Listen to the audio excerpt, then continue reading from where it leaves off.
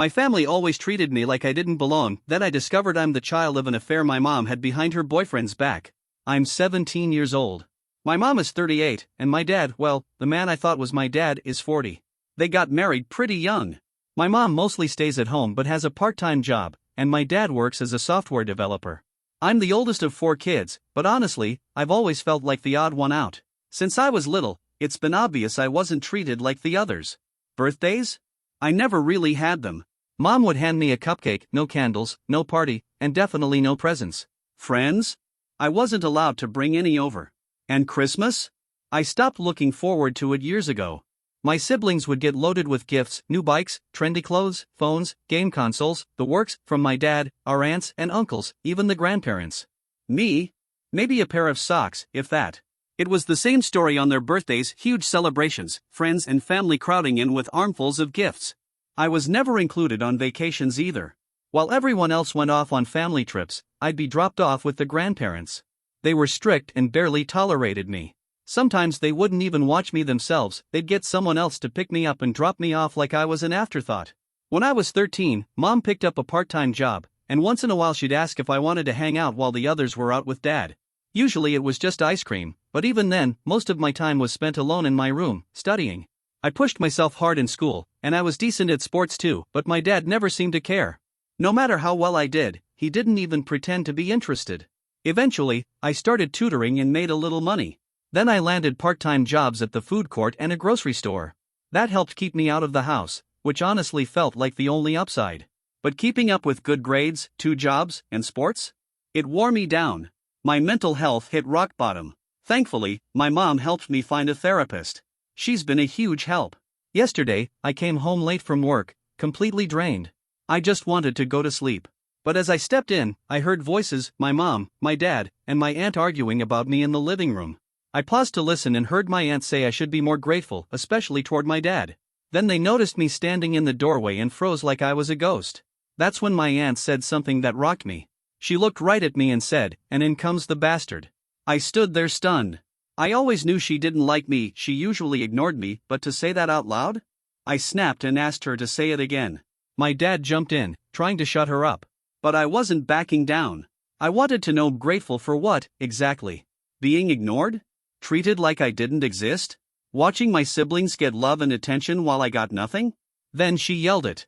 Said I wasn't even his son. My whole world tilted. I turned to my dad and asked if it was true. He looked at me and just said, "I'm sorry." That was it. No explanation. Nothing. I looked at my mom for answers, but she just stood there silently. I went straight to my room and collapsed on the floor, crying so hard I couldn't breathe. A while later, my mom found me like that. She helped me up and sat with me until I eventually fell asleep. I barely moved today. Called in sick. Stayed in my room the entire time. I keep thinking about everything I've done all these years, trying to make that man proud, trying to earn just a bit of acknowledgement. It feels like my whole life has been for nothing. I wish I had known the truth a long time ago. Update: after posting this, I couldn't stay in the house anymore. I needed to get out. My thoughts were getting too dark. I was seriously thinking about ending it all. So I called my best friend.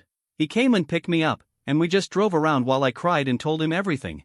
He knew my dad was distant, but he had no idea about the rest, especially the way the extended family treated me. I've never seen him so angry. He had to pull the car over just to calm down.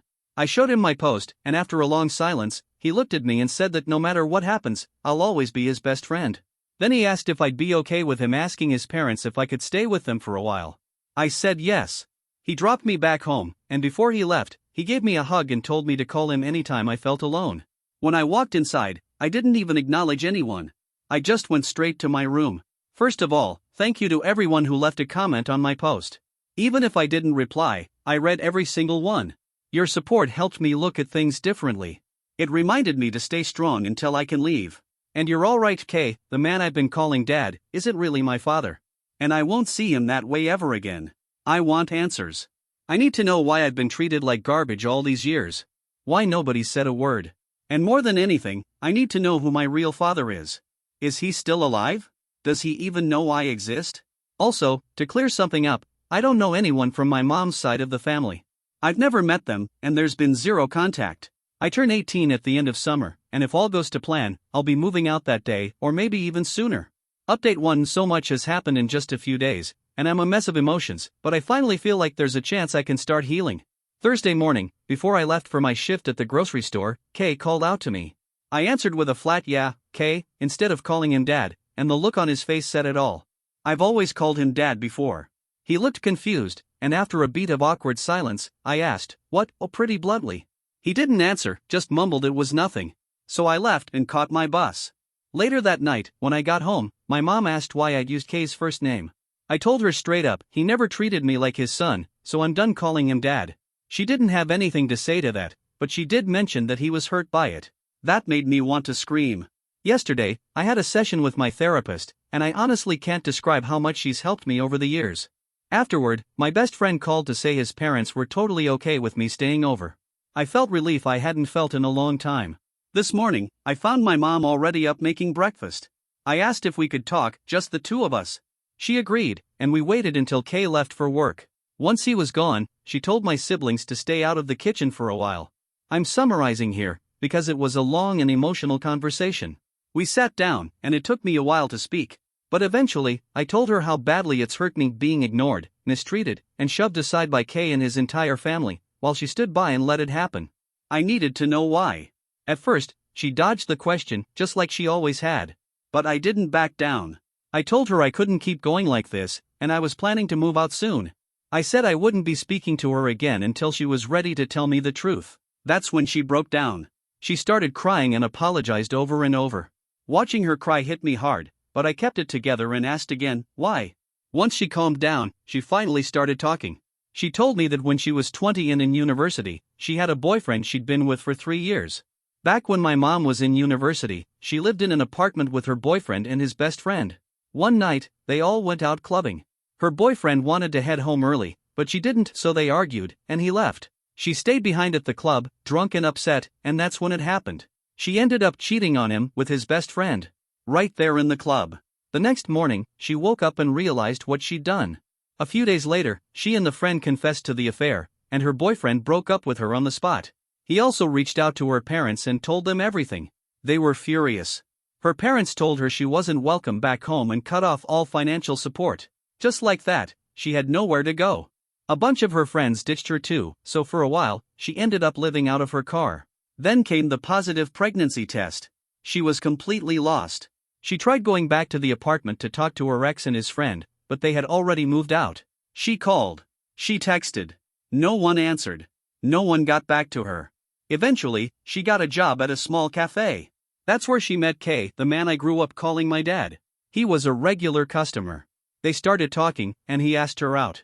She was upfront about being pregnant, but he said he didn't mind. That didn't go over well with his family. Kay's parents were livid that he was seeing a pregnant woman, especially one who had cheated.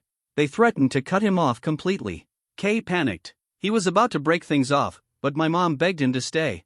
She told him she'd be the perfect wife, promised to give him kids, and they made plans to get married soon after I was born. Even after I came into the world, Kay showed little to no interest in me. But my mom clung to the hope that one day he'd change, that he'd grow to love me. Hearing all this left me speechless for a while. Once I gathered myself, I asked her if she'd ever tried reaching out to the guy who might be my biological father. She shook her head. Based on the timeline, the guy she slept with that night is probably my real dad, but she admitted she can't say for sure. I also asked if she ever reconnected with her side of the family. She told me that when she was about to marry Kay, she did try. But her parents, siblings, aunts, uncles, none of them wanted to see her again. So she gave up. Then I asked something else, why Kay was so hurt when I called him by his first name. That's when she told me something I didn't expect. He's been seeing a therapist for the past 2 years. She said he's been dealing with depression and guilt. I was stunned. She said it all started when I was 15. I had just come home from a handball match we won, and I was named man of the match. I was over the moon. I wanted to share that moment with him. My mom was happy for me, but Kay? He just glanced at the award and told me to put it with the rest in my room. That broke me. I started crying and asked him why he hated me. He didn't say a word. I went into my room and cried all night. She said that moment haunted him. Like something stabbed him in the chest and stayed there. It never went away. Eventually, she convinced him to see a therapist, and over time, the therapist helped him face the truth. He's been carrying that guilt for years now. So when I stopped calling him dad, it hit him that he'd already lost me. There was one more question one I was scared to ask. I asked her if Kay had ever abused her. She said no. He never laid a hand on her, never yelled. He always loved her. The only time he ever questioned her was when she got pregnant with my younger brother. He asked for a paternity test. She said that was fair. The test came back positive, and he apologized. After that, he never asked about the other kids. But there was still something else I needed to understand. Why was I left behind with people who mistreated me physically, emotionally, mentally while they went on trips and vacations? She looked horrified. She asked what I meant by physical abuse, and that's when I told her everything.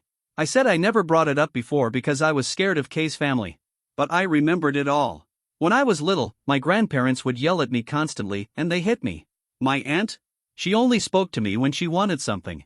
The rest of the time, she acted like I didn't exist and told me to stay in the guest room. When I was 14, Kay took the family on a short trip to Croatia. I wasn't invited.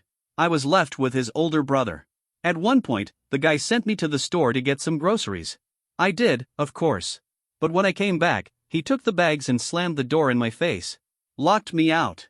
I sat outside crying until they finished eating dinner, only then did he let me back in. My mom cried the whole time I told her. She kept saying how sorry she was. She said she knew they didn't like me, but she never imagined it was this bad. She called it what it was, hate. Once things calmed down, she asked me if I still planned to move out. I told her yes, and that I wouldn't tell her where I'd be staying because I didn't want Kay to know either. She started crying again. And as painful as it was to see her like that, I knew I had to protect myself first. The whole conversation lasted hours, but those were the big moments. Afterward, I went to my room to try and clear my head. About an hour later, there was a knock at my door. I told them to come in. It was Kay. He asked if he could step in. I said yes. And you know what? That was the first time I can remember him ever entering my room. He looked around slowly, scanning everything. His eyes landed on the shelf where I keep all my awards from school and sports. He walked over, picked up the tiny man of the match trophy I got that day, and just stared at it. I watched as his face changed. He teared up. Then he gently set it back and sat down on the edge of my bed. We didn't speak for a while. Finally, I broke the silence and asked if my mom had told him what we talked about. He nodded slightly, still wiping tears. I asked if he understood how I saw him now. He nodded again and whispered, yes. I looked him in the eyes and asked, so you know what your family did to me? He met my gaze and asked, is it true? I said yes, and he just broke down, full on sobbing. Then he stood up and hugged me. That was the first time he ever hugged me. First time I ever saw him cry. I hugged him back, and I cried too. He held me tight and apologized for everything, for all the pain, the years of being ignored, the way he made me feel like I never belonged. He begged me not to move out. When he finally let go, he asked if I'd give him a chance. I told him maybe, in time, I could forgive both him and my mom. But they'd have to earn it. As for his family? I wasn't ready, and maybe never would be. I wouldn't forgive them. He understood. He accepted that. And for now, I've decided not to move out. But I made it clear, if things ever go back to how they were, I won't hesitate to leave. He knows I mean it. We're going to start family therapy soon. Somewhere down the line, I'd like to try finding my biological father. As for my mom's side of the family, I'm still unsure. That one's complicated. Thanks for sticking through this with me. Mini update, I called my best friend and told him everything. He said their door will always be open if I need it. We've known each other since we were kids. We play on the same sports team, and I've known his parents for years. They're truly good people. I know a lot of people have been urging me to move out immediately, and I understand why. But I made a promise to give them one last chance, and for now, that's what I'm sticking with. Honestly, I'm not afraid of things going back to how they were because I've been quietly saving every penny since I started working. If it comes down to it, I can leave at any time. To those of you who've been sending virtual hugs, here's one right back at you. I mean it. Thank you all for your support and kind words. Update 2. First off, I want to say thank you to everyone who commented on my last post or sent me a private message. Your words, your stories, they've helped me more than you know. I want you all to know that I'm safe now. I ended up going to my best friend's house, and his family has made it clear that I'm welcome to stay long term. Honestly, reading your messages opened my eyes. I started seeing Kay and my mom for who they really are, not the people I hoped they could be, but the people they've shown themselves to be. The truth is, they don't love me. They never really did. They don't care. Plenty of you shared your own stories of growing up with neglect and abuse, and how you eventually broke free. It gave me hope. I've tried so many times to have honest conversations with Kay and my mom. I've asked why they stood by while I was mistreated, why they left me behind, why they never did anything about it. Instead of answering, they'd dodge the questions and start pouring on fake affection, promising things would change, saying they loved me, acting like everything was fine. That fake affection? It just made things worse. What really broke me was something someone messaged me this morning. They asked how my mom could have possibly missed the bruises I came home with after those trips and vacations. And they were right, there's no way a parent who actually cares would miss something like that. That was it for me. So, this morning, I packed my things. It wasn't much. I called my best friend and asked him to come get me, and when he pulled up outside, I grabbed my stuff and let my mom and Kay know I was leaving for good. They didn't handle it well. They begged me to stay. I told them I couldn't. I told them I finally saw things clearly, that they never truly cared. Kay got defensive. He said this was my home, that I shouldn't just walk away. I asked him straight up why, if he's been in therapy for 2 years, did nothing change? Why was I still treated like an outsider, no matter how hard I tried? He didn't say a word. I turned to my mom and asked her why she let it all happen for so many years. Why she just stood by. She stayed silent too. My brothers weren't home, but before I left, I went to see my little sister. That was the hardest part. She's the only one in the family who ever treated me with real love and kindness. When I told her I was leaving, the look on her face broke my heart. I talked with her for a little while, hugged her goodbye, and then left. As soon as I got in the car, I broke down. My friend drove around with me for a bit before we headed back to his place. His dad helped me bring my stuff in and get settled in their guest room. My friend had told them everything about the posts, and they asked to hear it all from me directly. So I told them. They went off.